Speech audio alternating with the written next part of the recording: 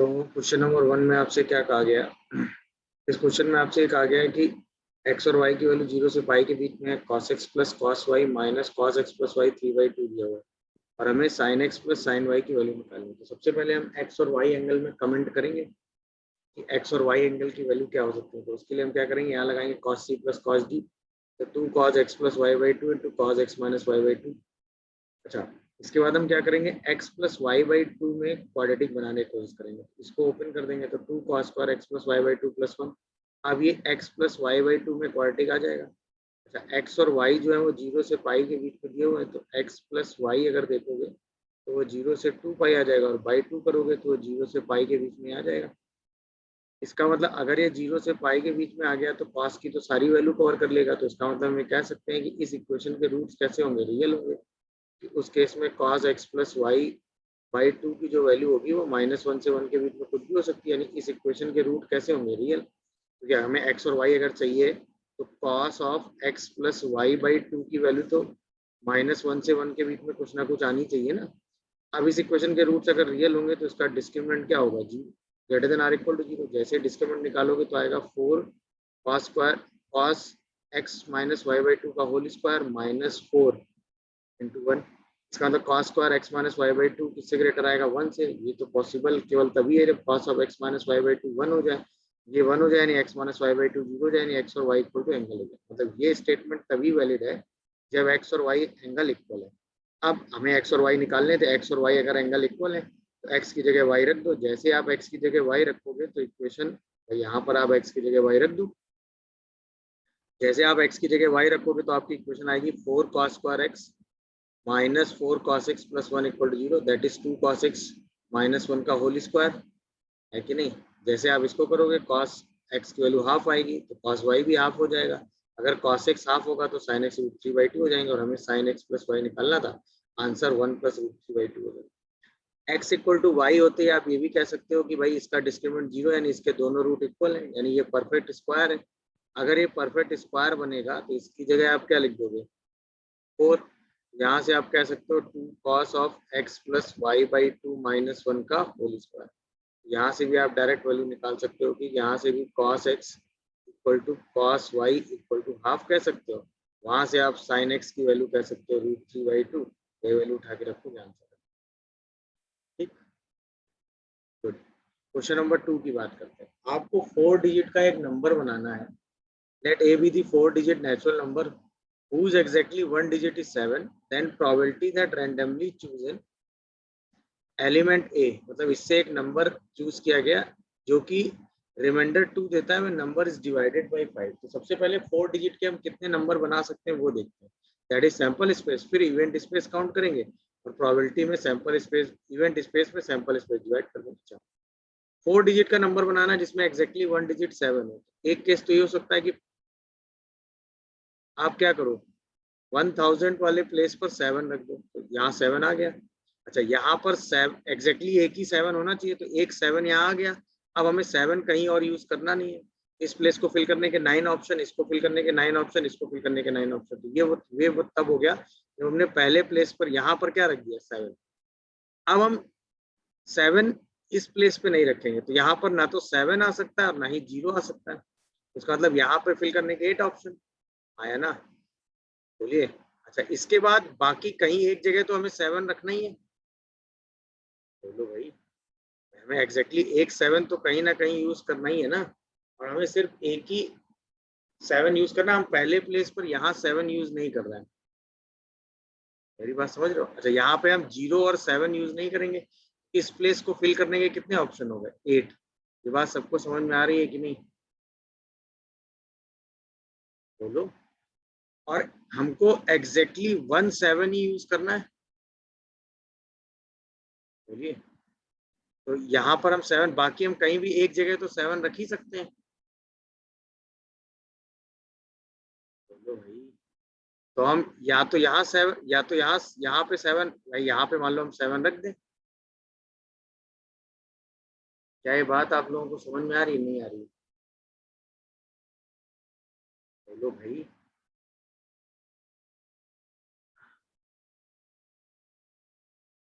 अरे बताओगे, समझ में आया कि नहीं भाई। Yes sir. इसको फिल करने के 9 ऑप्शन, इसको फिल करने के 9 ऑप्शन, और ये यहाँ पर क्या रखेंगे, 0 भी नहीं रख सकते हैं और 7 भी नहीं रख सकते हैं। तो इस प्लेस को फिल करने के कितने ऑप्शन हो गए, 8। मेरी बात समझ में आ रही है कि नहीं भाई? तो आगे बढ़ो। अब सैंपल स्पेस ये है कि इसमें से जो हमें नंबर लेना है उसमें हमें रिमाइंडर कितना चाहिए, 2। तो रिमाइंडर 2 कब आएगा, जब लास्ट डिजिट 2 हो जाए, एक केस, या लास्ट डिजिट 7 हो जाए। बोलो भाई, अगर लास्ट डिजिट 2 हो जाए तो भी रिमाइंडर 2 आ जाएगा, और अगर लास्ट डिजिट 7 हो जाए तो भी रिमाइंडर 2 आ जाएगा। यही तो है। बोलो भाई, तो पहला वे क्या हो गया, लास्ट डिजिट हमने 2 कर दी, यहाँ पर हम 0 और 7 नहीं रख सकते हैं, तो इस प्लेस को फिल करने के कितने ऑप्शन हो गए, 8। बोलो भाई, बाकी यहाँ पर 9, यहाँ पर भी 7 नहीं रख सकते, यहाँ पर भी 7 नहीं रख सकते, बट 0 0 तो रख ही सकते हैं। और इस प्लेस पर आप सर्टेनली क्या रख रहे हो, 2। मेरी बात समझ में आ रही है कि नहीं? अच्छा, इधर आओ। अब हमने क्या किया, यहाँ पर 7 रख दिया, तो इस प्लेस को फिल करने के एक ऑप्शन हो गए। यहाँ पर अभी हम 2 ही रख रहे हैं। बोलो भाई, इस प्लेस को फिल करने का भी एक ऑप्शन हो गया। बाकी यहाँ पर 9 डिजिट हम कुछ भी रख सकते हैं, क्योंकि 7 हम यूज कर नहीं सकते, बाकी कोई भी डिजिट यूज कर। लास्ट केस, अब हम यहाँ पर रख रहे हैं कितना, 7। यहाँ पर क्या रख रहे हैं, 7। इस प्लेस को फिल करने के 8 ऑप्शन हो गए कि नहीं? बोलो भाई। Yes sir. इस प्लेस को फिल करने के 8 ऑप्शन हो गए। बात सबको समझ में आ रही है कि नहीं, बताओ? Yes sir. ठीक है, इस प्लेस को फिल करने के 9 ऑप्शन हो गए। बोलो।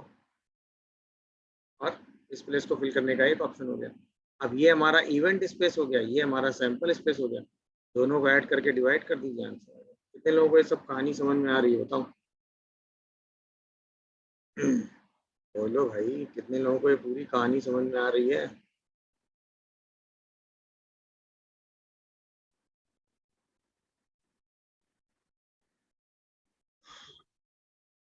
क्लियर हुआ कॉन्सेप्ट कि नहीं, बताओ भाई? Yes sir. Yes sir. चलिए आगे बढ़ते हैं।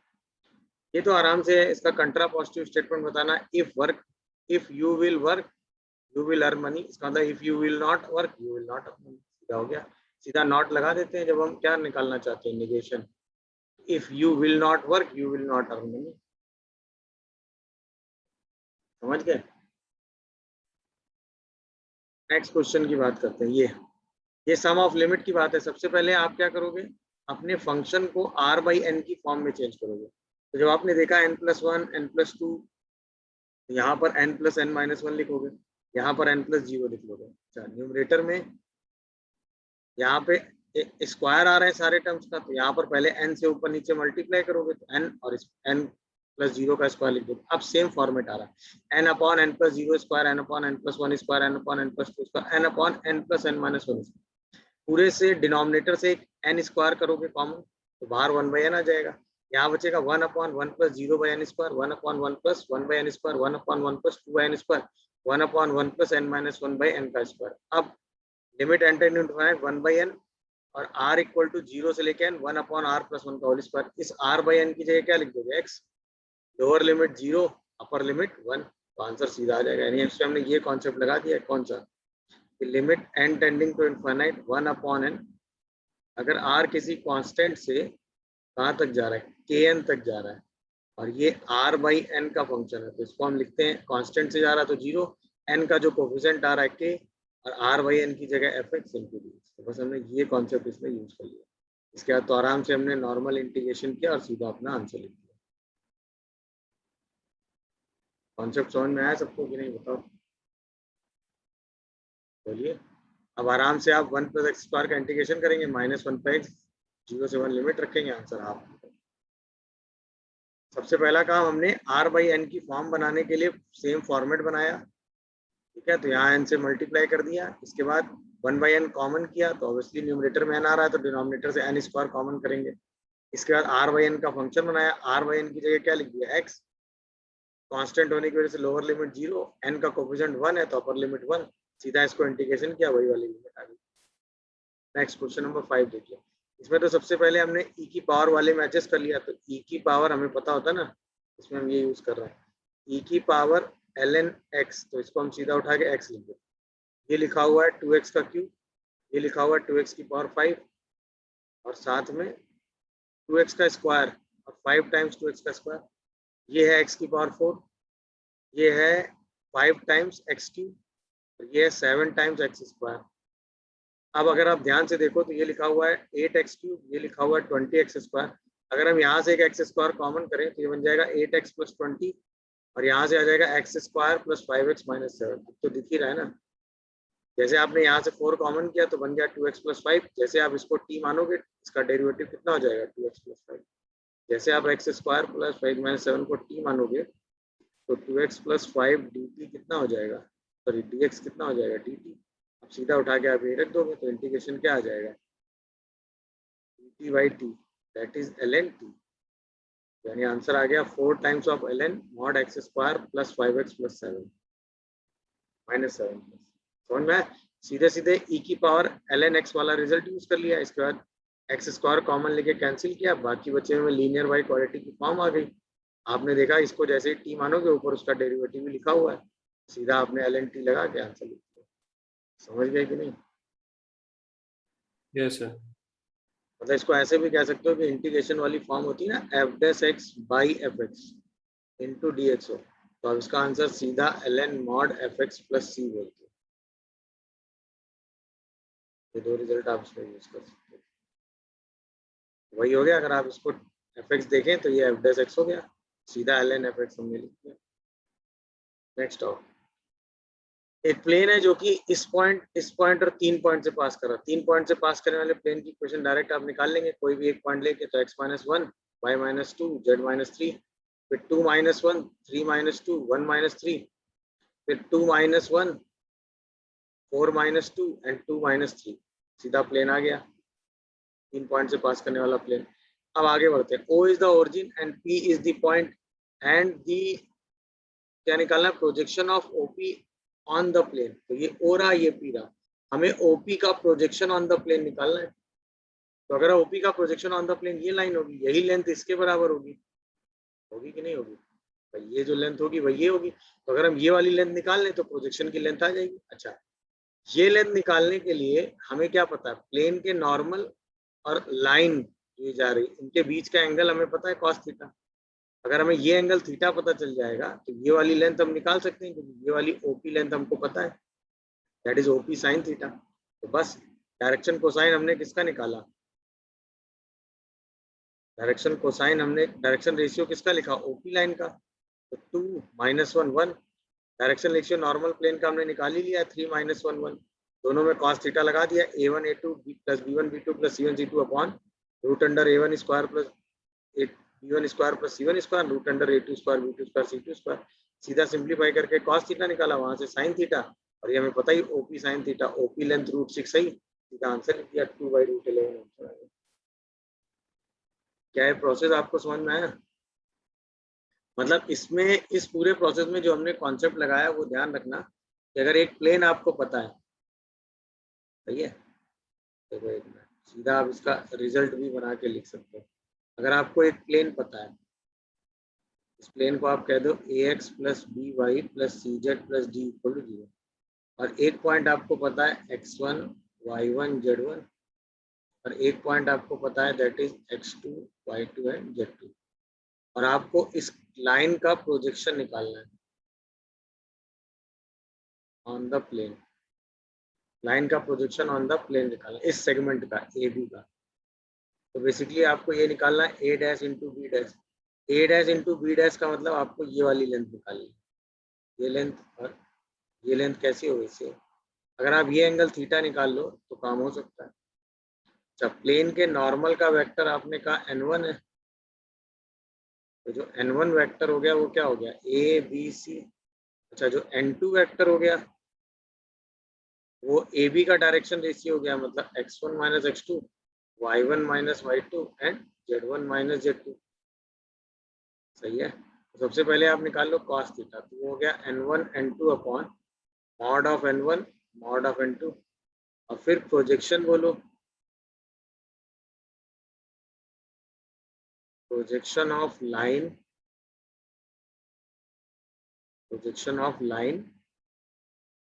Segment AB on plane. जैसे आप AB का प्रोजेक्शन ऑन प्लेन निकालेंगे तो उसकी लेंथ क्या हो जाएगी, AB साइन थीटा। बस ये है, AB लेंथ आप डिस्टेंस फॉर्मूले से निकाल देंगे और साइन थीटा आप सीधा कॉस थीटा वाले रिजल्ट से निकाल के सिंप्लीफाई कर देंगे, आपको सीधा आंसर मिल जाएगा। देख लीजिए आराम से, ये है टेक्निक। अगर आपको लाइन सेगमेंट का प्रोजेक्शन निकालना हो तो लाइन और प्लेन के बीच का एंगल निकाल लीजिए, इसके बाद सीधा लाइन सेगमेंट की लेंथ आपको पता ही होगी, एंगल निकाल के सीधा AB साइन थीटा लगा दीजिएगा, आपका आंसर। कोई पॉइंट मिरर ये सब फुट ऑफ परपेंडिकुलर निकाल के सिंप्लीफाई करने की जरूरत नहीं, सीधा AB साइन थीटा लगा दीजिएगा, आंसर आ जाएगा। दूसरा तरीका ये भी था, आप A का फुट ऑफ परपेंडिकुलर निकालो, B का फुट ऑफ परपेंडिकुलर निकालो, दोनों के बीच के डिस्टेंस निकालो, ये भी तरीका, पर उससे आसान ये पड़ेगा, that is AB sin theta, where cos theta equal to angle between line and normal to the plane। तो अब ये इंफॉर्मेशन यूज कर सकते हो। गुड, नेक्स्ट आइए क्वेश्चन नंबर 7 में, shortest distance between a line and a curve. अरे ये तो कॉमन नॉर्मल के लंग हो गया, ये कर्व दिया हुआ x square equal to 2y मतलब पैराबोला, पैराबोला पे आप ये वाला पॉइंट P मान लो, इससे जो शॉर्टेस्ट डिस्टेंस मतलब कॉमन नॉर्मल, यानी इस P पॉइंट पे अगर आप टेंजेंट का स्लोप निकालोगे तो वो इस लाइन के स्लोप के बराबर आ जाना चाहिए। इस लाइन का स्लोप है 1, तो P पॉइंट पे जो टेंजेंट का स्लोप होगा वो भी 1 होगा, तो एक बार P पॉइंट आ जाएगा, P पॉइंट आ जाएगा तो परपेंडिकुलर डिस्टेंस इस लाइन पे निकालेंगे, वही हमारे लिए शॉर्टेस्ट डिस्टेंस होगा। अब आओ, ये है एक्स स्क्वायर बाई 2, यानी कि इस कर्व को अगर आप ध्यान से देखो तो लिख सकते हो ना, x square by 2 equal to y. बोलो भाई, इसका मतलब अगर आप x को अल्फा लो तो y क्या हो जाएगा, अल्फा स्क्वायर बाई 2, तो पैरामेट्रिक पॉइंट आ गया alpha comma alpha square by 2। अब y equal to x square by 2 दिया, डी वाई डी एक्स आएगा x। जैसे स्लोप निकालोगे तो यहाँ से स्लोप की वैल्यू कितनी आएगी, स्लोप के लिए आप d y by d x की वैल्यू कहाँ निकालोगे, अल्फा कॉमा अल्फा स्क्वायर पे, तो अल्फा आ जाएगा, यही स्लोप किसके बराबर होगा 1 के, तो अल्फा की वैल्यू 1 आ गई, तो पॉइंट कितना आ गया 1 कॉमा 1 बाई 2। एक बार पॉइंट आ गया तो सीधा परपेंडिकुलर डिस्टेंस निकाल देंगे इस लाइन पे, 1 minus 1 minus 1 by 2 का mod by root 2, answer is 1 by 2। Shortest distance always occurs along common normal। Shortest distance always occurs along common normal। बस कॉमन नॉर्मल के अलॉन्ग शॉर्टेस्ट डिस्टेंस आपने निकाल लिया। नेक्स्ट आइए क्वेश्चन नंबर 8 की बात करते हैं, ये तो इनवर्स की चीज हो गई। यहाँ पे है 2 cot इनवर्स 1/5 और cos इनवर्स, तो दोनों को आप किस में चेंज कर लो, tan इनवर्स, तो 2 cot इनवर्स 1/5 को लिख देंगे 2 tan इनवर्स 1/5, और चूंकि 1/5 जो है वो -1 से 1 के बीच में है ही, तो 2 tan इनवर्स x, इसका फॉर्मूला होता है tan inverse 2x upon 1 minus x square, if x जो है वो किसके बीच में हो, -1 से 1 के बीच, और x -1 से 1 के बीच में है, तो सीधा आप रिजल्ट लगा दो, तो 2 इंटू 1/5 इंटू 1 माइनस 1/25, तो tan इनवर्स 5/12 आ गया। अच्छा, cos इनवर्स 4/5 है, इसको tan इनवर्स में चेंज कर ही लेंगे। cos इनवर्स x को आप अगर tan इनवर्स में बोले तो रिजल्ट होता है tan inverse cos inverse x में, अगर आप ध्यान से देखो cos इनवर्स x के लिए, तो x, ये x और ये 1 हो जाएगा, ये हो जाएगा root under 1 minus x square, तो रिजल्ट हो जाता है root under 1 minus x square by x. बस ये दो रिजल्ट आप इसमें यूज कर लो।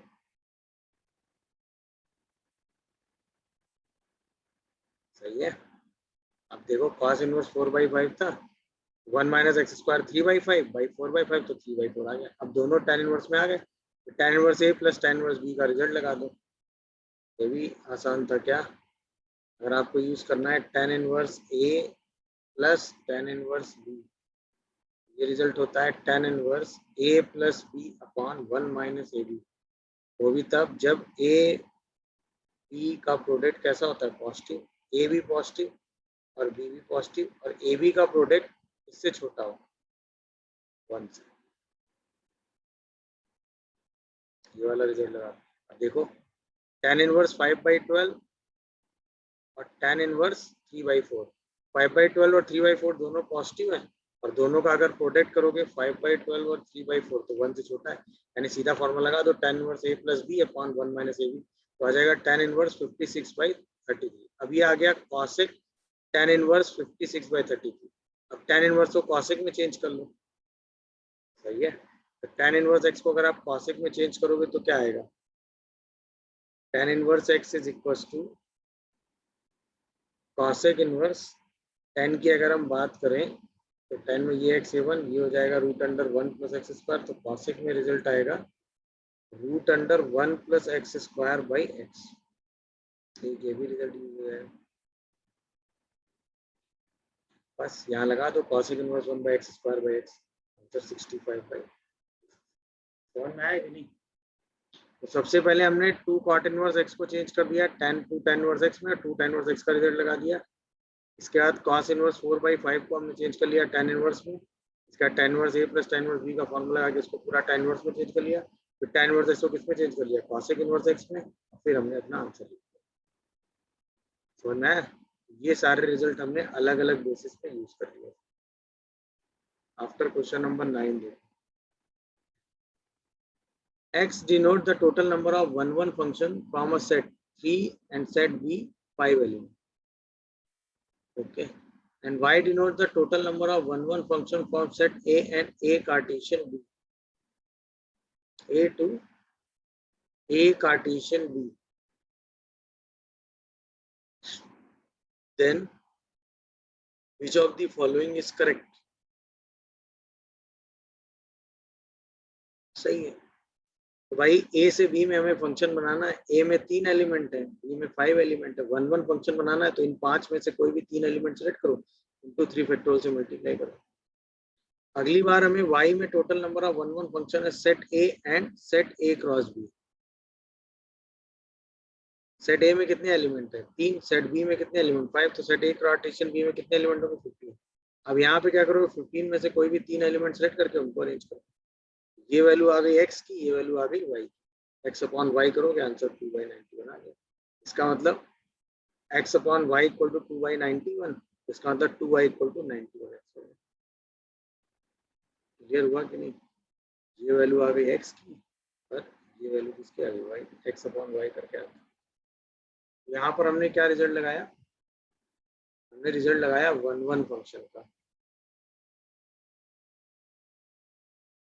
1 फंक्शन का रिजल्ट क्या होता है कि अगर आपने कहा कि आपके ए सेट में ए एलिमेंट है और बी सेट में बी एलिमेंट है, और बी जो है वो ए से ग्रेटर या उसके बराबर है, दिख रहा है कि नहीं? बी जो है वो ए से बड़ा या उसके बराबर है, तो टोटल फंक्शंस कितने होते हैं, बी में से आप ए एलिमेंट सेलेक्ट करते हैं और उनको अरेंज कर देते हैं, या इसी को अलग लैंग्वेज में देखें तो बी पी एल। समझ गए? यानी कि B factorial upon B minus A का फैक्टोरियल, ये होता है। और अगर बी जो है वो ए से लेस हो गया तो 1 फंक्शन कितने हो जाते हैं, 0। ये रिजल्ट आ गया। मतलब अगर सेट बी के एलिमेंट ज्यादा है तो ही आप 1 फंक्शन निकाल सकते हैं, अदरवाइज आप 1 फंक्शन नहीं निकाल। क्या बात आप लोगों को समझ में आई? तो आप ये रिजल्ट इसमें यूज कर लेंगे।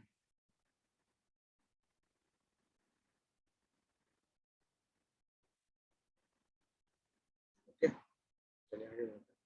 ये तो आराम से alpha beta roots of this equation है x² माइनस, अच्छा ए एन वही दे दिया है कि नहीं? ये तो आपने कितनी बार पढ़ा है कि अगर मान लो एक क्वाड्रेटिक इक्वेशन है ax² plus bx plus c equal to 0, जिसके रूट अल्फा और बीटा है, और एक एक्सप्रेशन है pn k1 अल्फा की power n plus minus k2 beta की पावर n, जहाँ पे k1 एंड k2 कैसे हैं, रियल नंबर, तो हम कह सकते हैं देन और n क्या है, नेचुरल नंबर। तो हम कह सकते हैं then a into p n plus 2, b into p n plus 1 और c इंटू पी एन हमेशा क्या होता है जी। ये ध्यान रखिएगा, अल्फा बीटा अगर किसी क्वाड्रेटिक के रूट है तो ये पूरी कंडीशन वैलिड है, तो आप ये काम हमेशा कर सकते हैं। अब आओ, अल्फा बीटा इसके रूट है और ये दिया हुआ अल्फा की पावर एन बीटा की पावर एन ए एन, उसका मतलब हम कह सकते हैं 1 into A N plus 2 minus 6 into A N plus 1 minus 2 A N.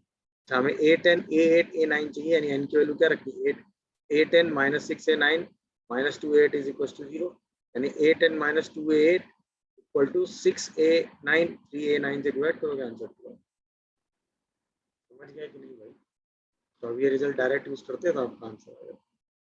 चलिए, या आप इसको ऐसे, अगर मान लो आप ये रिजल्ट दिमाग में नहीं रख पा रहे हैं तो इसी क्वेश्चन को आप ऐसे भी प्रोसीड कर सकते हैं। कैसे भाई, A10 minus 2 A8 upon 3 A9 की वैल्यू चाहिए। A10 का मतलब हुआ अल्फा की पावर 10 माइनस बीटा की पावर 10 माइनस 2 अल्फा की पावर 8 माइनस बीटा की पावर 8 अपॉन 3 अल्फा की पावर 9 माइनस बीटा की पावर 9, ऐसे कर सकते हो। ये बन गया अल्फा की पावर 10 माइनस 2 अल्फा की पावर 8, सही है। और ये बन गया माइनस बीटा की पावर 10 माइनस 2 बीटा की power 8 whole divided by 3 times of alpha की पावर 9 माइनस बीटा की पावर। अच्छा, अल्फा और बीटा रूट हैं किसके, x square minus 6x minus 2 के। इसका मतलब alpha square minus 6 alpha equal to 2 है, तो अल्फा की पावर 10 माइनस 6 अल्फा की पावर 9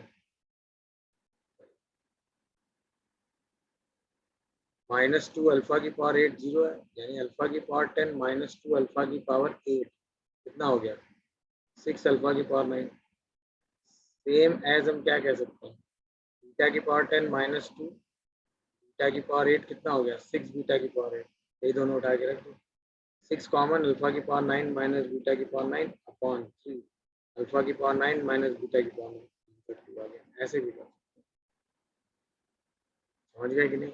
तो अगर आपके पास ये रिजल्ट है तो आप डायरेक्ट ये रिजल्ट लगा के आंसर लिख दोगे, नहीं तो डायरेक्ट सिंप्लीफाई करके वैल्यू रख दोगे। तो समझ गए। नेक्स्ट आइए question number 12। F x function आपको दिया हुआ है 5 की पावर एक्स अपॉन 5 की पावर एक्स प्लस 5, गुड। और आपको f1/20 2/20 3/20 से 39/20 तक का रिजल्ट निकालना। अगर आप इन दोनों को ध्यान से देखो तो इन सारी वैल्यूज में कोई रिलेशन आएगा भाई। 39/40 को अगर हम ध्यान से देखें,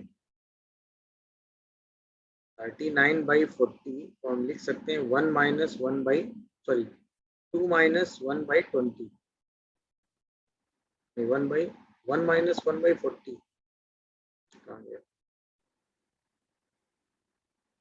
39/20 है।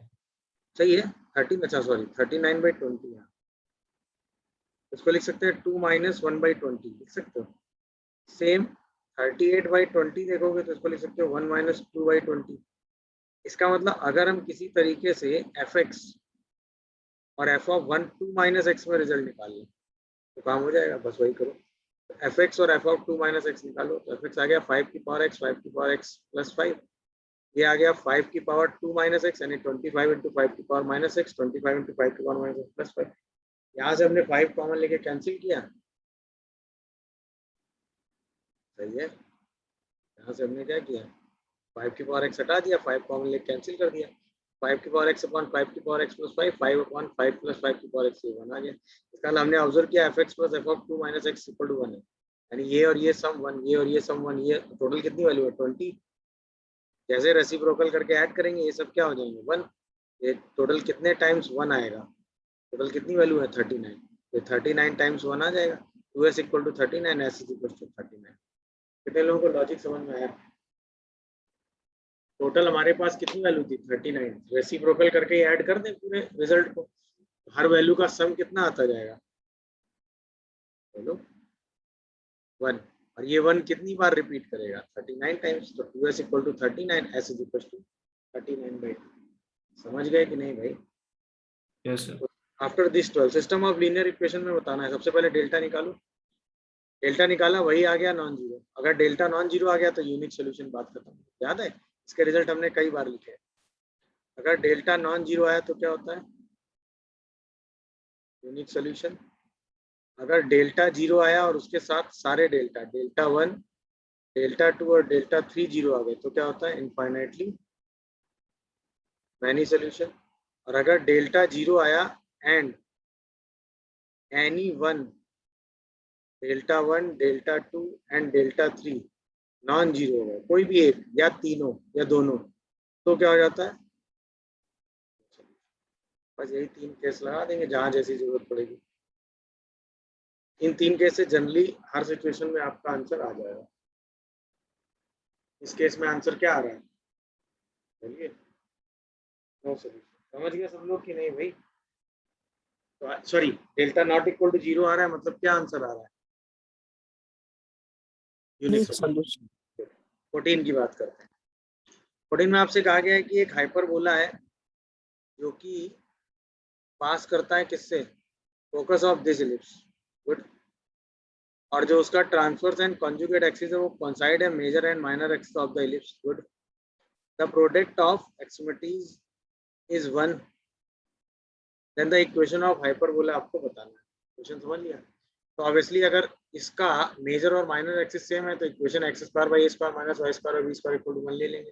पहली चीज, इसेंट्रिसिटी का प्रोडक्ट 1 है तो इसकी इसेंट्रिसिटी निकालोगे तो 1 minus b square by a square लगा दोगे। 16/25 तो 3/5 आ गए।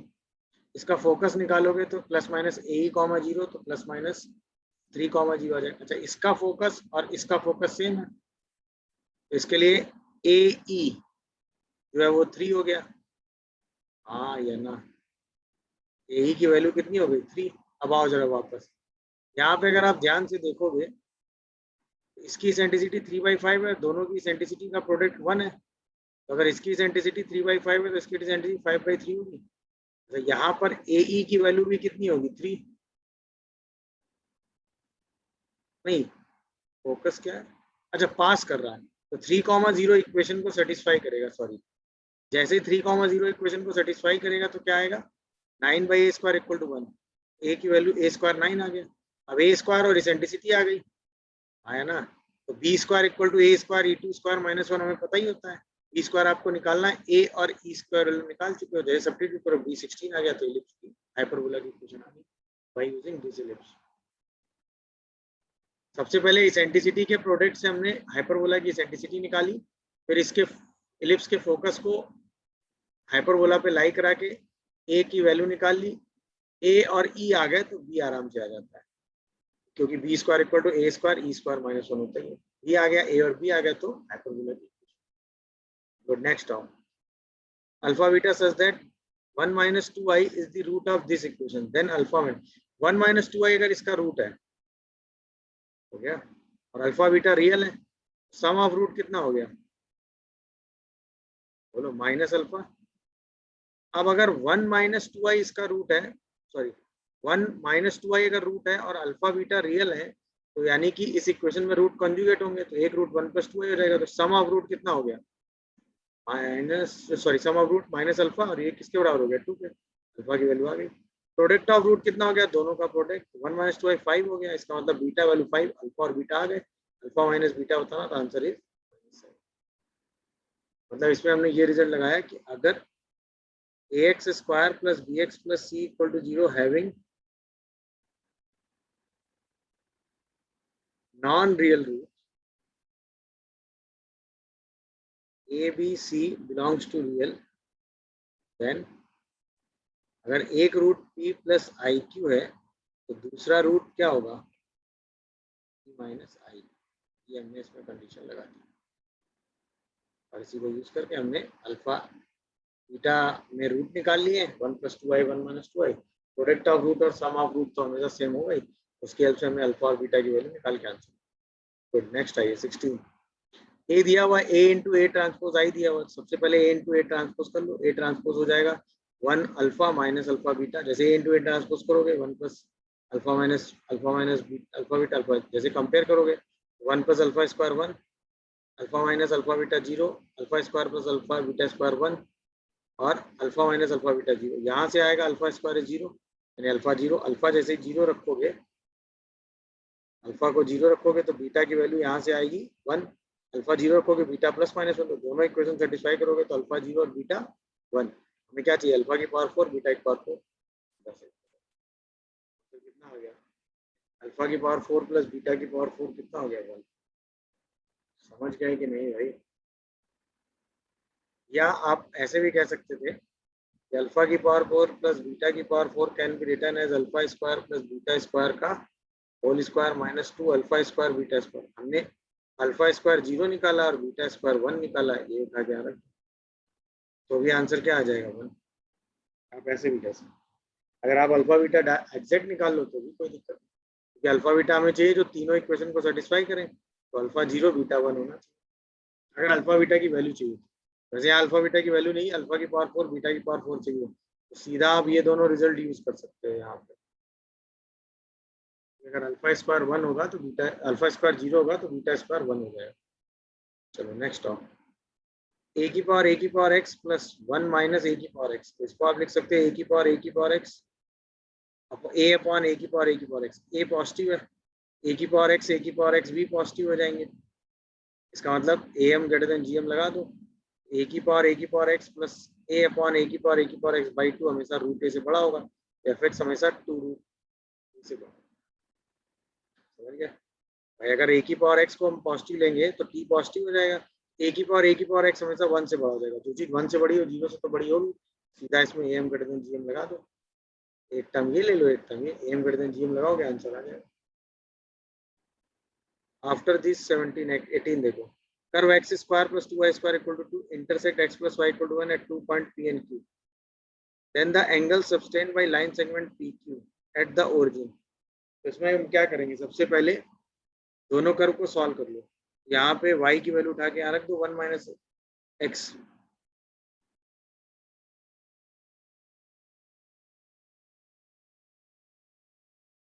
है कि नहीं? एक तरीका तो ये हो गया, दोनों पॉइंट सॉल्व करके निकाल लो और फिर देखो कि ओरिजिन पर क्या एंगल बना रहे हैं। इन दोनों लाइनों का स्लोप निकाल के tan थीटा लगा दो। मेरी बात समझ पाए?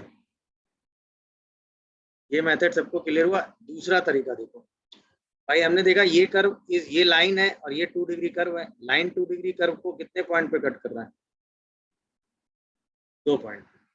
देखो एक मेथड जो हम सोच सकते थे वो ये था, इस क्वेश्चन को करने का एक मेथड जो आप सोच सकते हैं वो ये है।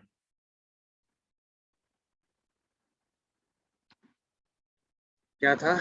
जैसे मेथड 2 जो है, जो कि हम एग्जाम में अगर हमें सोचेंगे तो कर सकते हैं। X square plus 2y square equal to 2 है और x plus y equal to 1 दिया हुआ। तो हम क्या करें? 2y स्क्वायर और x की वैल्यू रख दो 1 minus y minus 2 equal to 0। तो 2y square plus 1 plus y square minus 2y minus 2 equal to 0। यहाँ से आ जाएगा 3y square minus 2y minus 1 equal to 0। तो y की वैल्यू कितनी आ गई? 2 plus minus root under 4 plus कितना 12 बाई 6। y की वैल्यू कितनी आ गई? 2 प्लस माइनस 4 बाई 6। एक 1 आ गई और एक माइनस 1 बाई 3 आ गई। ठीक है? तो जब हम y को 1 लेंगे x 0 आ जाएगा, और जब हम y को क्या लेंगे? माइनस 1 बाई 3 लेंगे तो x 4 बाई 3 आ जाएगा। एक पॉइंट आ गया 0,1 और एक पॉइंट आ गया कितना? 4 बाई 3 कॉमा माइनस 1 बाई 3। अब ये लाइन सेगमेंट आ गया। ये लाइन सेगमेंट ओरिजिन पे कितना एंगल बना रहा है? हमें यही तो बनाना है ना? तो ऑब्वियसली ओरिजिन पे जो एंगल बनाएगा वो 90 डिग्री से तो बड़ा होएगा ही। ओरिजिन पे जो एंगल बनाएगा वो 90 डिग्री से तो बड़ा होगा ही, क्योंकि इतना एंगल तो 90 बन ही जाएगा ना, ये वाला। अगर हम ये एंगल अल्फा निकाल लें तो काम हो जाएगा। बोलो भाई, क्योंकि answer pi by 2 plus alpha में दिया हुआ। अब यहाँ से अगर हमें इस लाइन का स्लोप निकालना है 10 अल्फा, तो y बाई एक्स हो गया, यानी 10 अल्फा की वैल्यू कितनी आ गई? 4। तो अल्फा कितना हो गया? 10 अल्फा की value y by x 1 by 4 आ गई। अल्फा कितना हो गया? 10 इनवर्स 1 बाई 4। तो अगर हम ये एंगल पूरा थीटा बोले तो थीटा की वैल्यू कितनी आ गई, 5/2 प्लस tan इनवर्स 1/4। कितने लोगों को ये बात समझ में आई? एक ये तरीका था हमारे पास। क्या है तरीका, सबको समझ में आया ये बताओ? Yes, sir.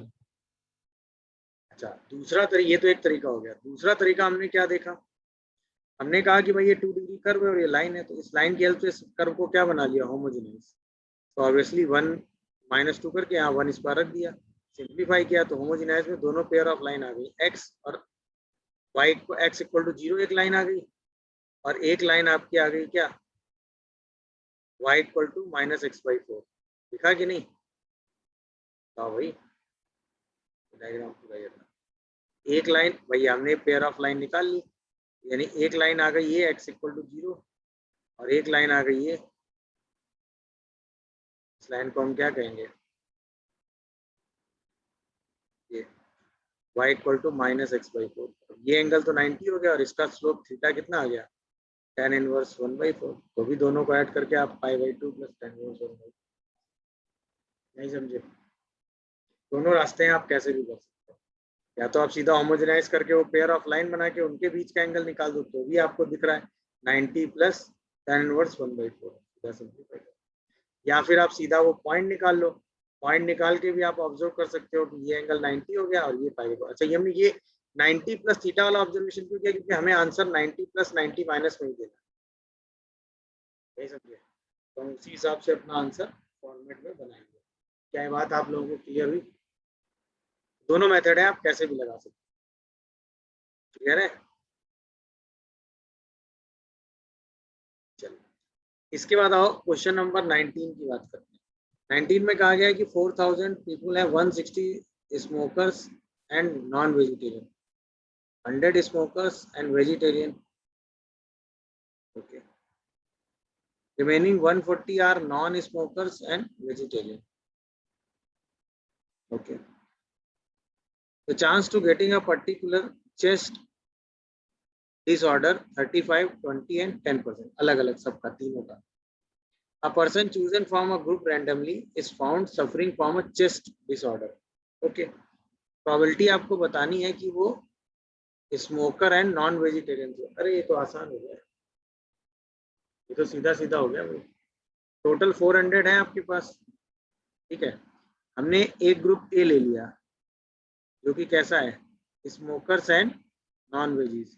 एक ग्रुप बी ले लिया जो कि कैसा है, स्मोकर्स एंड वेजीज। एक ग्रुप सी ले लिया जो कि कैसा है, नॉन स्मोकर्स बट वेजीज।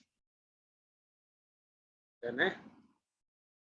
अब अगर किसी को पर्टिकुलर किसी ग्रुप से चेस्ट डिजीज होती है तो उसकी प्रोबेबिलिटी हमको दे रखी है 35। मतलब अगर ए के को डिसीज होती है, मतलब ए से हम सेलेक्ट करते हैं और उसको डिसीज होती है तो उसकी प्रोबेबिलिटी कितनी है, 35%। अगर हम बी को सेलेक्ट करते हैं और फिर डिसीज होती है तो उसकी प्रोबेबिलिटी है 20%।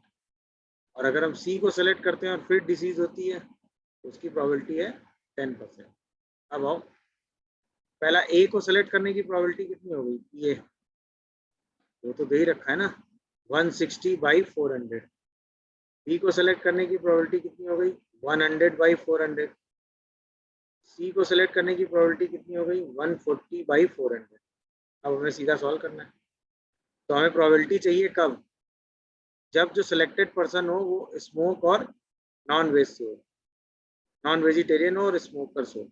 स्मोकर्स यानी ए से सिलेक्ट करना है, तो इसका मतलब PA इंटू PDA ऊपर रखोगे, बाकी सबको नीचे रख दोगे, सिंप्लीफाई कर दोगे आंसर। बेस थ्योरम समझ में आई कि नहीं आई? हमें प्रोबेबिलिटी चाहिए थी किसकी, प्रोबेबिलिटी किसकी चाहिए थी, selected person is smoke and non vegetarian, यानी ए, यानी डिसीज की प्रोबेबिलिटी चाहिए थी जब वो ए से आए। तो हम क्या करेंगे, ए इंटू PD/A करेंगे, है ना, और PA into PD/A plus PB into PD/A plus PC into PD/A लगा देंगे।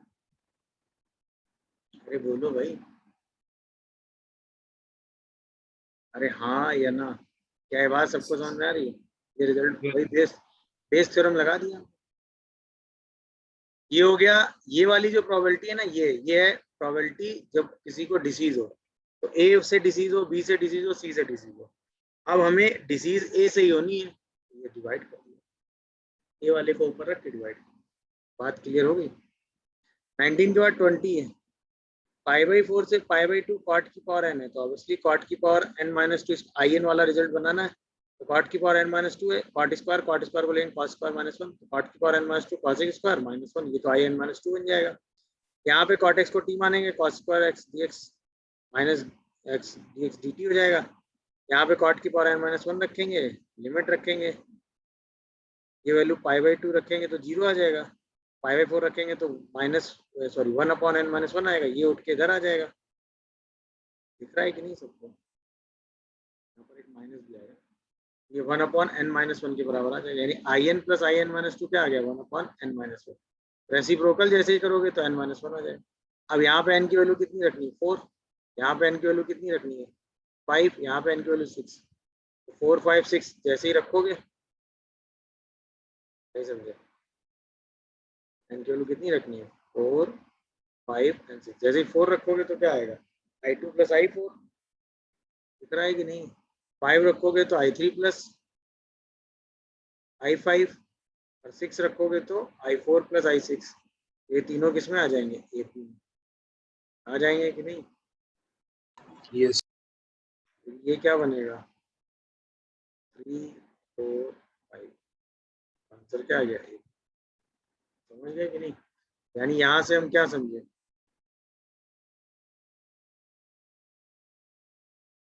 यहाँ से एक रिजल्ट है जो हमें समझने वाला है, जो आपको दिमाग में होगा, कई बार आप अपने कैलकुलेशन को आसानी से हैंडल कर पाएंगे। एक, अगर आई एन की वैल्यू π/4 से π/2 कॉट की पावर nx dx है, I N plus in-2 1/n-1।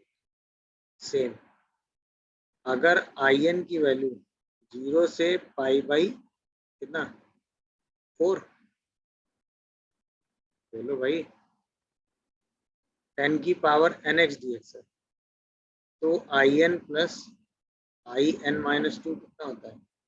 Plus आता है माइनस आता है? बोलो, यहाँ पे प्लस आता है माइनस आता है? माइनस आता है शायद। आई एन -2 आता है। सेट को लिखेंगे क्या? tan स्क्वायर एक्स, और tan स्क्वायर एक्स को लिख देंगे sec स्क्वायर एक्स -1। नहीं, प्लस ही आता है कितना? ये आ जाएगा 1/n-1, और ये आएगा in-, प्लस ही आता है। Yes sir, that plus is आता है, सॉरी। 1/n-1। ये दो रिजल्ट अगर आपके दिमाग में है तो आप अपना कैलकुलेशन बचा सकते हैं। ठीक है, ये रिजल्ट इंपॉर्टेंट है, इनको यूज कर सकते हैं। Question number 20।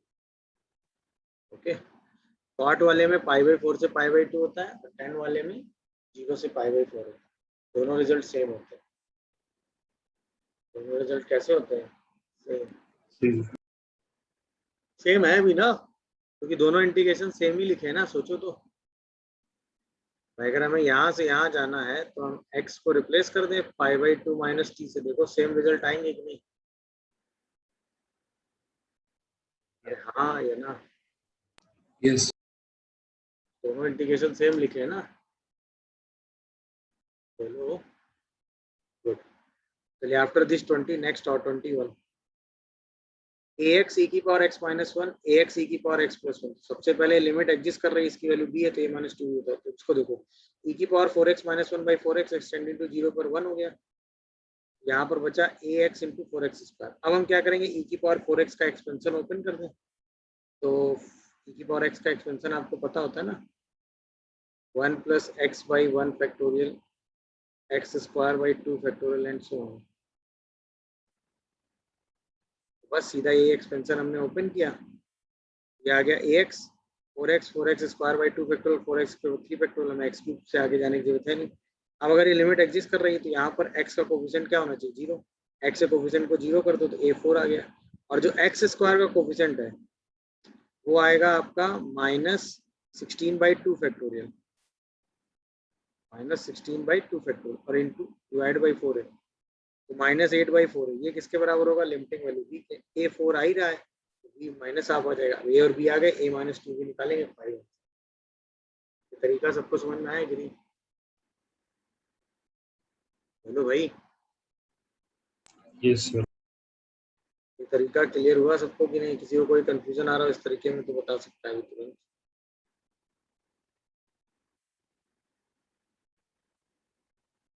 क्लियर हुआ?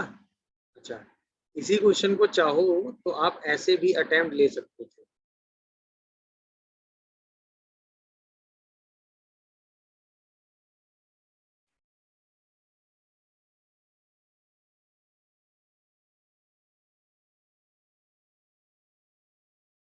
आप ऐसे भी जा सकते थे कि limit x tending to 0 ax minus e की power 4x minus 1 upon ax e की power 4x minus 1 by 4x into 4x तो कर ही लो और ये लिमिट 1 लिख दो। तो आ जाता limit x tending to 0 ax minus e की पावर 4x प्लस 1 और whole divided by 4ax square. अब ये 0/0 फॉर्म बनेगी फॉर लिमिट एग्जिस्ट। अगर इफ लिमिट एग्जिस्ट करेगी तो ये 0/0 फॉर्म बनना चाहिए कि नहीं बनना चाहिए बताओ? देखो, जैसे आप x को 0 10 करोगे 0 e की पावर 0 1 1 माइनस 1 0। अभी ये 0/0 फॉर्म है तो एल ऑर्बिटल यूज कर लो।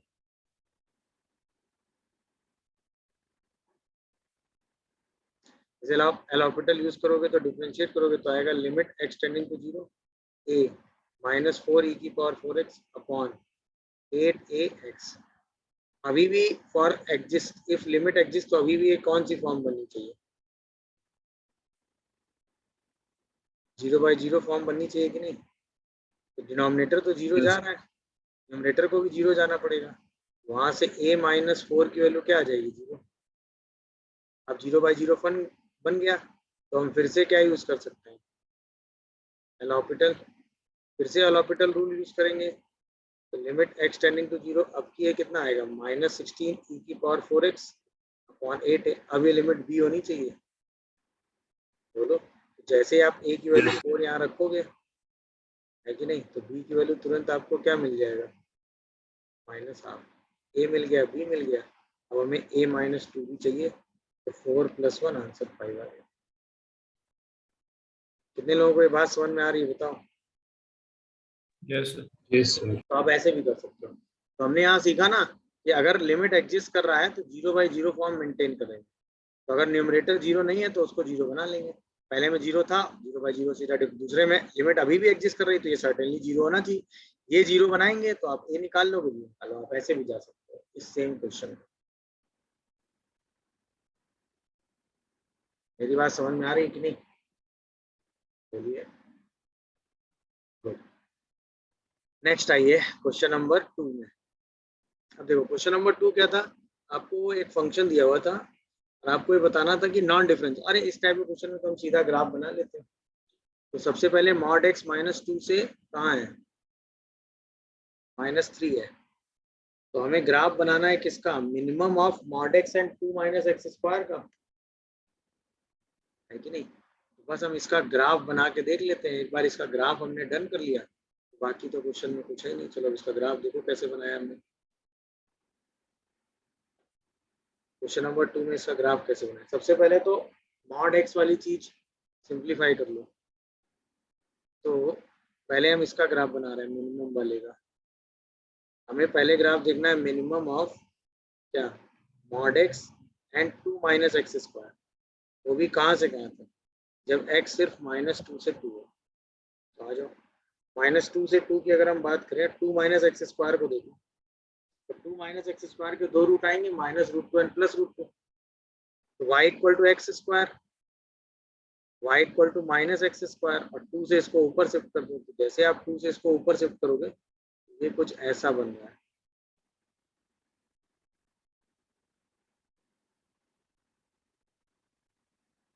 समझ रहे हैं सब लोग? देख लो, ये पॉइंट आ जाएगा 2, ये -√2, ये +√2, है ना? अच्छा, जब आप मॉड एक्स का ग्राफ खींचोगे तो वो कुछ ऐसा खींचेगा, और x = -2 पर वो भी 2 अचीव करेगा। ये ग्राफ हो गया y = 2 - x² का, और ये ग्राफ हो गया y = mod x का। कहाँ तक जा रहा है? -2 से 2 के बीच में। अब हमें इसमें क्या चाहिए? मिनिमम चाहिए। तो मिनिमम का ग्राफ अगर आप -2 से शुरू करोगे, -2 पर इसकी वैल्यू कितनी आ रही होगी? -2। तो मिनिमम का ग्राफ ये चलेगा यहाँ तक, इसके बाद mod x मिनिमम हो जाएगा, फिर mod x मिनिमम हो जाएगा, और फिर ये मिनिमम। दिखा कि नहीं? अब हमें 2 से 3 के बीच में बनाना है mod x का बॉक्स लेके। तो mod x का बॉक्स जैसे ही लोगे 2 से 3 में, तो जैसे आप एक mod x को लाई कराओगे 2 से 3 में, सही है, तो बॉक्स ऑफ mod x की वैल्यू कितनी हो जाएगी? 2। और जैसे ही mod x को 3 लोगे तो बॉक्स ऑफ mod x की वैल्यू कितनी हो जाएगी? 3। इसका मतलब 2 से 3 के बीच में क्या सिचुएशन होगी? 2 वाली लाइन। ये तो 2 था ही, समझ में आया कि नहीं? और 3 पर एग्जैक्ट क्या हो जाएगा? 3। -2 से -3 में भी ये 2 वाली लाइन होगी। समझ पा रहे हो कि नहीं भाई? और -3 पे एग्जैक्ट वैल्यू क्या हो जाएगी? 3। ये रफली इसका ग्राफ बन के आ गया। कितने लोगों को ये ग्राफ समझ में आ रहा है, ये बताओ।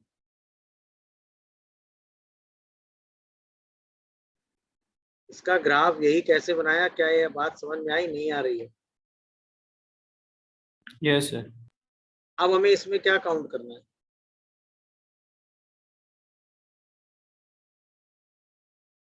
हमें इसमें क्या काउंट करना है? Non differentiable point. तो ये जो रेड वाला ग्राफ है, यही ग्राफ है आपका।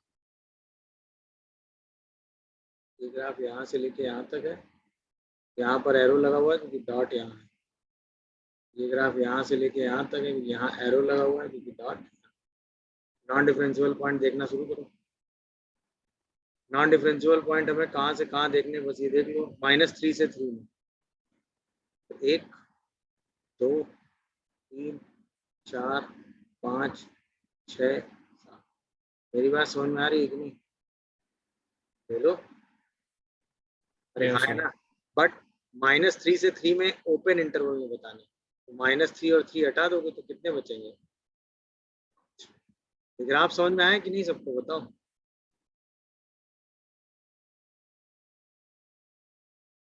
कैसे ग्राफ देखा दिखा? अगर हम Yes, sir. x को बिलोंग करा दें -3 से 3 में, तो नॉन डिफरेंशिएबल पॉइंट कितने आएंगे?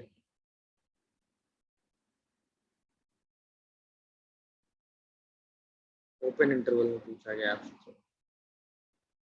तो नॉन डिफरेंशिएबल पॉइंट पहला -2 दिख रहा है, दूसरा जहां पर ये दोनों कर्व इंटरसेक्ट कर रहे हैं वो -1 है, ये वाला 1 है।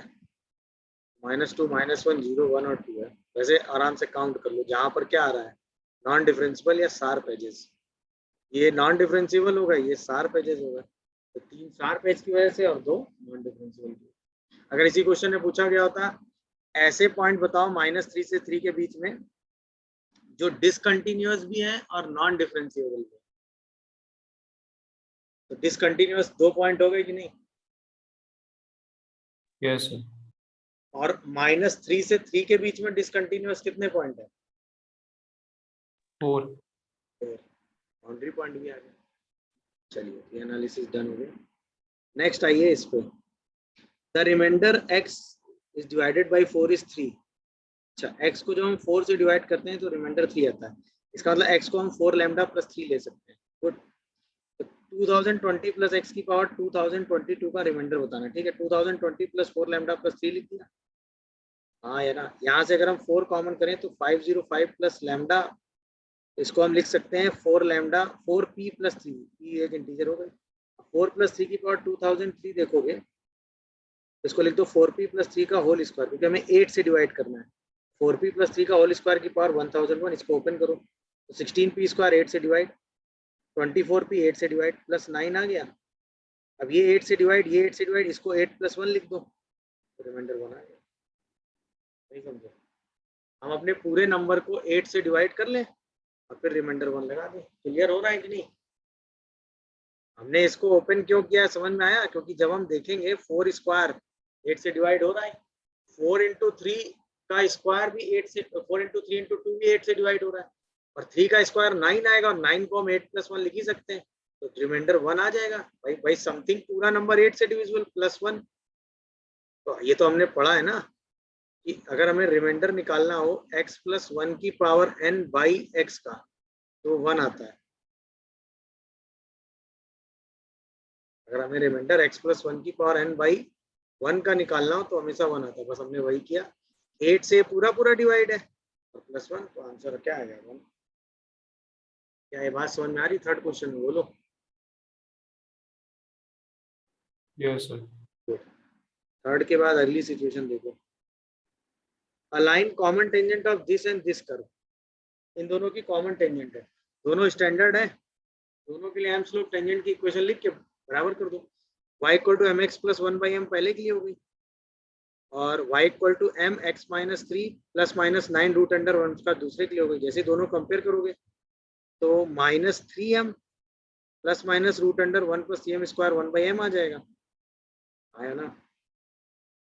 यहाँ से इसको इधर ले आओगे, स्क्वायर ओपन करोगे तो 9 1 plus m square equal to 9m square 1/m square plus 6 आएगा। 9m स्क्वायर कैंसिल, सबको सही करो, 1/m स्क्वायर 3, m की वैल्यू 1/√3 आ जाएगी। तो 1/√3 एंड प्लस माइनस 1/√3 दो टेंजेंट आएंगी। हमें फर्स्ट क्वाड्रेंट की टेंजेंट लेनी, तो हमको 1/√3 ले लो। जैसे हमको 1/√3 लेके यहाँ रखोगे तो आंसर क्या आएगा, y equal to x/√3 plus √3। ये दिख रहा है कि नहीं? बोलो भाई। अरे हाँ या ना, यहाँ तक समझ गए सब लोग? अब हमने टेंजेंट निकाल ली है, y इक्वल टू x/3। इसका मतलब जैसे आप टेंजेंट को सिंप्लीफाई करोगे क्या आएगा, बोलो? x minus √3y plus √3 equal to 0। ये टेंजेंट आ गई, यहाँ तक डन हो? अब एक बार टेंजेंट आ गई तो पॉइंट ऑफ कांटेक्ट तो हम निकाल ही लेंगे ना, a comma B and c comma D. अब टेंजेंट से पॉइंट ऑफ कांटेक्ट कैसे निकालते हो भाई? पहला सर्कल है, x माइनस 3 का whole square plus y square equal to 9 दिया था। इसका point of contact a comma B लिया,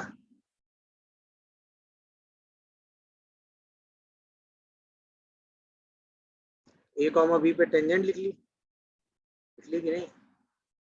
तो वो कितनी आ गई, a x into a minus 3 B y minus 3 है। गिवन टेंजेंट थी x माइनस √3y, कंपेयर कर दिया, a minus 3/1 minus b/√3 minus 3a/3। जैसे इन दोनों को इक्वल करोगे a 3/2 आएगा, इन दोनों को इक्वल करोगे √3/2 आएगा। तो a और b आ गए, दिखा कि नहीं भाई? ऐसे ही हमने यहाँ पर टेंजेंट लिखी किसकी, y equal to mx plus a/m से, ये आ गई। और y square equal to 4x पे अगर हम टेंजेंट लिखें किस पे, c और d पे, तो आएगी yd plus 2x plus 2c। दोनों को कंपेयर करोगे तो d की वैल्यू 2√3 आ गई, c की वैल्यू 3 आ गई। d और c भी आ गए, a और b भी आ गए। यहाँ से a और b a plus C into 2 करके हमने आंसर निकाल दिया। क्या लॉजिक सबको समझ में आया? नहीं आया? बोलो भाई। तो हमने इसमें कॉन्सेप्ट क्या लगाया, जब दो स्टैंडर्ड कर्व थे तो हमने दोनों की एम स्लोप टेंजेंट निकाली, दोनों को इक्वल कर दिया, कांस्टेंट पोर्शन इक्वल किया, वहां से एम आ गया। एम आ गया, टेंजेंट की इक्वेशन आ गई फर्स्ट क्वाड्रेंट वाली। टेंजेंट आ गई तो पहले पैराबोला पे सी और कॉमा डी पे टेंजेंट निकाला, कंपेयर कर दिया। सर्किल पे ए कॉमा बी पे टेंजेंट निकाला, कंपेयर कर दिया। ए बी सी डी सबकी वैल्यू आ गई, फिर हमें जो चाहिए था वो हमने निकाल दिया। क्या है बात आप लोगों को समझ में आई? नहीं है?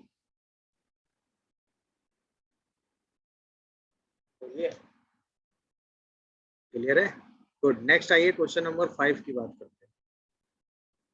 देखिए, एक कर्व था y equal to f x, जो कि इस डिफरेंशियल इक्वेशन का सोल्यूशन है। अगर आप इस डिफरेंशियल इक्वेशन को देखोगे तो 2x square into D x, बाकी सब एक तरफ ले आओ, तो y डी एक्स मतलब x डी वाई और y डी एक्स, दोनों साइड y स्क्वायर से डिवाइड कर लो। ये बन गया 2x डी एक्स, ये बन गया D of x by Y. मतलब x by Y equal to x square plus C, है कि नहीं? अच्छा, अब कहा गया है he passes through line of intersection of this and this. तो 2x minus 3y equal to 1, 3x plus 2y equal to 8. यहाँ से x equal to 1, x equal to 2 and y equal to 1 आ गया. इसमें 2 का 1 सेटिस्फाई कराओ, c की value आ गई -2, curve आ गया this. अब हमें वैल्यू चाहिए मॉड ऑफ x1 पे, x की वैल्यू 1 रख दो, तो y की वैल्यू आ गई -1, मॉड लगा दो, आंसर बना. तो हमने सीधे एग्जैक्ट फॉर्म बना के डिफरेंशियल इक्वेशन सॉल्व कर ली, है ना. इस पॉइंट से पास करा के कांस्टेंट c की वैल्यू निकाल के कर्व निकाल लिया, कर्व में x इक्वल टू 1 रख के वैल्यू निकाल ली. फिफ्थ के बाद next question number 6. Total 2 digit numbers n such that 3 की पावर n 5 की 7 की power n is divisible by 10.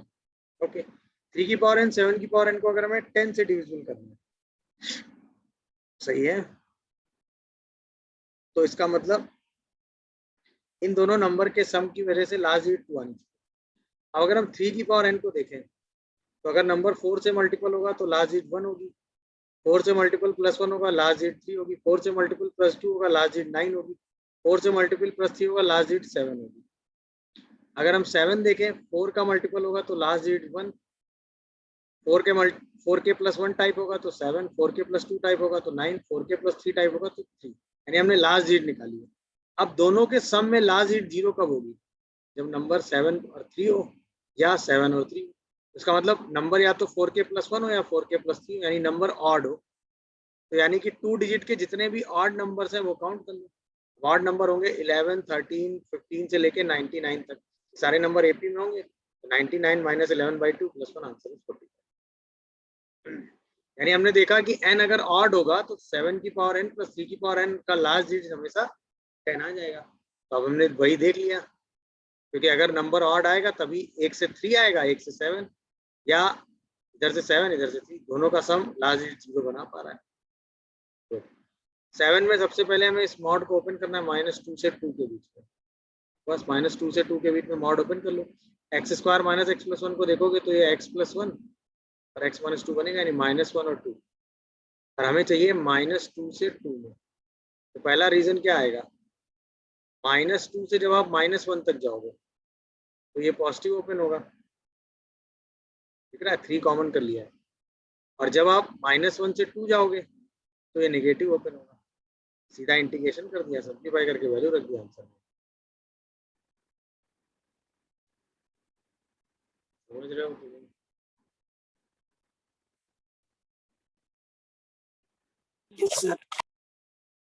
हुआ. अब इसका इंटीग्रेशन इतना टफ है नहीं, तो आराम से आप कर सकते हो. वैसे चाहो तो इस वाले इंटीग्रेशन को थोड़ा सिंप्लीफाई कर सकते हो, इस वाले को, बट कोई खास उसका फायदा है नहीं. मेरे हिसाब से सिंप्लीफाई करने में टाइम वेस्ट अगर कर रहे हो तो ज़्यादा स्मार्टली जा सकते हो अगर चाहोगे तो. नहीं क्या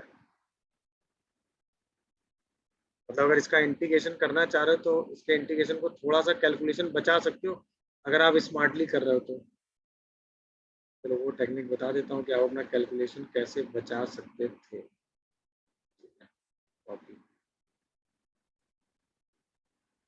देखो आप अपना कैलकुलेशन कैसे बचाते अगर कर रहे होते तो. देखो क्या था, 3 टाइम्स -2 से -1, x² - x - 2 × dx लिखा हुआ है, +3, -1 से 1, 2 + x - x² लिख लो, और 3 टाइम्स 1 से 2, ठीक है, 2 + x - x² × dx. अच्छा, इसमें इतना पोर्शन क्या हो गया, नहीं इतना नहीं, इसको ऐसे लिखो, x + 2 - x². ये पोर्शन तो ऑड हो गया, ये पोर्शन इवन हो गया. ऑड और इवन के हिसाब से अलग अलग सॉल्व कर लेंगे कि नहीं बताओ. अरे हाँ है ना. अच्छा, इसमें अगर आप x को -t रखोगे तो लिमिट कितनी आएगी, 2 से 1. यहाँ पे आएगा t² + t -2 × dt. दिख रहा है कि नहीं. जैसे आप एडजस्टमेंट करोगे तो आएगा 1 से 2 t² - 2 dt, और प्लस का 1 से 2 t dt. ये दिखा सबको मैंने क्या किया. और अगर आप इसको ध्यान से देखोगे तो ये 3 1 से 2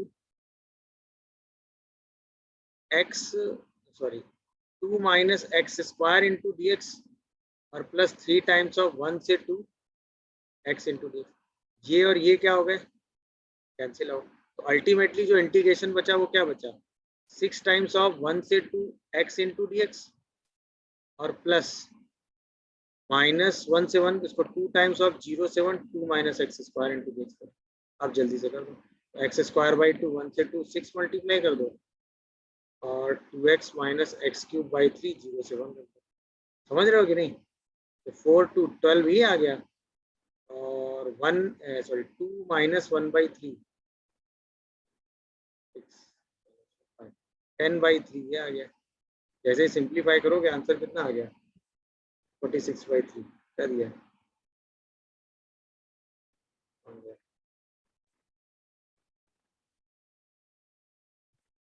समझ गए कि नहीं? 38/3 था, ये तो आ रहा है ना, नहीं आ रहा आ रहा है जो कैलकुलेशन दोनों तरीके से जा सकते। मतलब यहाँ पर आपने क्या किया, इतने पोर्शन को यहाँ से हटा दिया, देखने वाली बात थी, एक्स स्क्वायर माइनस 2 यहाँ से हट गया, यहाँ से 2 बचा, यहाँ से 2 बचा, दोनों ऐड हो गए। यहाँ पे इवन ऑड में ब्रेक करके यहाँ पे लिख दिया, जैसे आप पूरा इंटीग्रेशन करोगे 19 ऐसे जा सकते हो अगर चाहो तो। चलो आगे बढ़ो, कहाँ तक पहुँच गए थे? 7 8 का आपको इन दोनों कर्व राइट एंगल पे इंटरसेक्ट कर रहे हैं तो 4 के राइट एंगल पे इंटरसेक्ट कर रहे हैं तो इसका मतलब दोनों के डी वाई और डी एक्स का जो पॉइंट ऑफ इंटरसेक्शन पे जो डी वाई और डी एक्स की वैल्यू होगी उसका प्रोडक्ट कितना होगा, -1। तो पॉइंट ऑफ इंटरसेक्शन निकालने के लिए क्या करोगे, एक्स वाई इक्वल टू के और वाई की पावर 4 है। मान लेते हैं point of intersection x1 y1 है, तो x1 इक्वल टू y1 की power 4, x1 y1 equal to के। जैसे हम x1 की जगह y1 की पावर 4 रखेंगे तो y1 की पावर 5 के आएगा, y1 की पावर 5 के आ गया और यहाँ से हम x1 y1 पॉइंट निकाल लेंगे। अब पहले का डेरिवेटिव निकालो तो 1/4x क्यूब आएगा, यानी पहले का स्लोप कितना आ गया, -1/4 y1 क्यूब। दूसरे में dy dx निकालोगे तो माइनस के बाई एक्स स्क्वायर आएगा, तो उसका आ जाएगा -k/x स्क्वायर और यहाँ से y1 स्क्वायर से मल्टीप्लाई करो तो यानी -y1 स्क्वायर बाई के, दोनों को मल्टीप्लाई करके -1 कर दो तो -4k y1 इक्वल टू 1 आ गया। y1 की वैल्यू यहाँ से कितनी आ गई, 1/4k। यहाँ से y1 की वैल्यू कितनी आ रही, k की पावर 1/5, तो इसका मतलब 1/4k इक्वल टू k की पावर 1/5, दोनों साइड पावर 5 कर दो, 4k की power 5 into k equal to 1, 4k की पावर 6 कितना आ गया, 4। यही आपको चाहिए, गुड। L1 और L2 दो लाइनें दे रखी हैं, एक लाइन जो कि ओरिजिन से पास करे और इन दोनों लाइन के परपेंडिकुलर है। Then coordinate of the point first octet L2 which distance √17 from the point of intersection of L and L1 is ABC। 18 ABC की वैल्यू निकालनी चाहिए, तो क्वेश्चन करना ही पड़ेगा।